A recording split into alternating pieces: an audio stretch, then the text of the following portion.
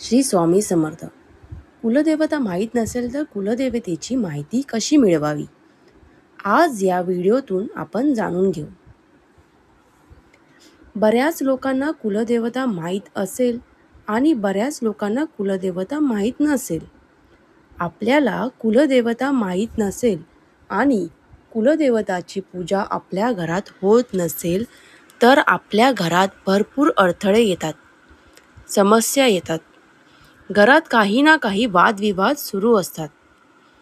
म्हणून नित्यनियमाने कुलदेवतेची मूर्ती घरी स्थापित करून त्यांची रोज पूजा करायला हवी. पण काहींना आपले कुलदैवतच माहीत नसेल. अशा वेळेस काय करावे हा मोठा प्रश्न असतो. प्रत्येक घराण्याची एक कुलदैवत असतेच. बहुतेक घरामधून लग्न, मुंज, वास्तू, मंगलकार्य अशा मोठमोठ्या कार्यक्रमानंतर कुलदेवतेला जाणे हा महत्त्वाचा भाग मानला जातो. कुलदैवत किंवा कुलदेवी म्हणजे काय? आपले कुलदैवत कुठे आहे? त्याचे महत्त्व काय आहे? कुलदेवता संबंधी आपले काय कर्तव्य आहे? असे अनेक प्रश्न दिवसेंदिवस अनुवृत्तीत राहतात.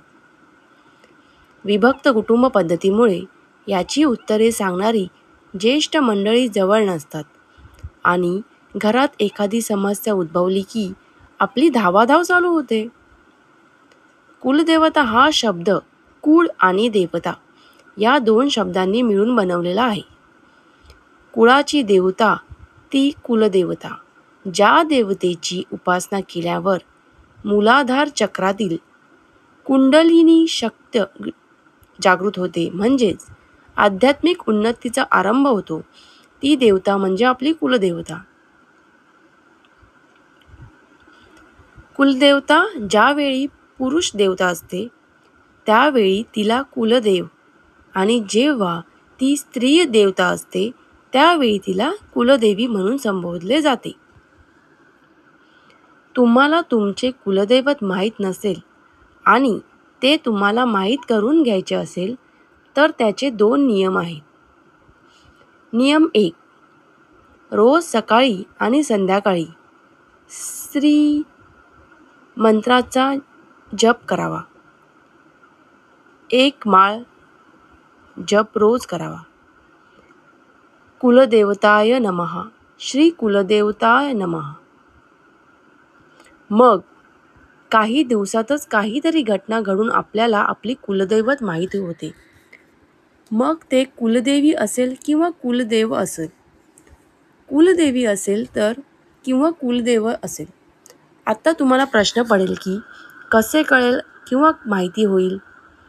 तर रोज हा जप आपण मनोभावे खऱ्या श्रद्धेने करू तेव्हा काही ना काही असे होते, जसे कोणीतरी आपल्या घरात येईल, कोणीतरी ज्येष्ठ मंडळी येतील आणि आपल्याला नकळत सांगून जातील की तुमची कुलदेवी आणि तुमची कुलदेव हे आहेत.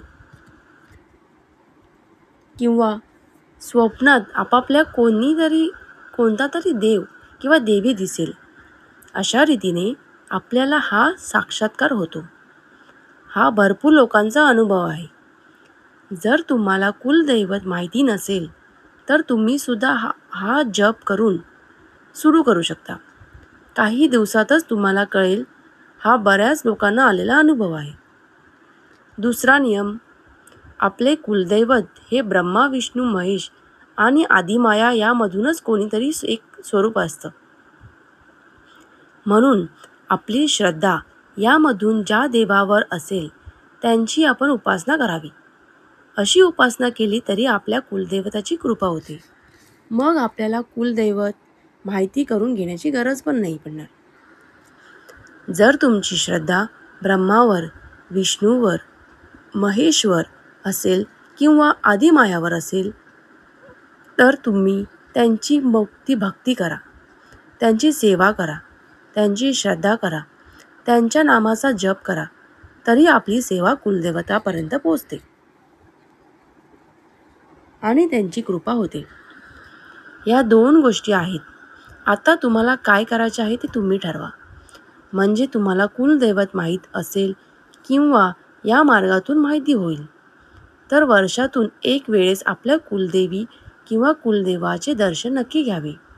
याने आपल्या घरात शांती, सुख समृद्धी राहते. घरातून आजार, कष्ट, कर्ज, सर्व काही अडचणी असेल ते दूर होतात. श्री स्वामी समर्थ.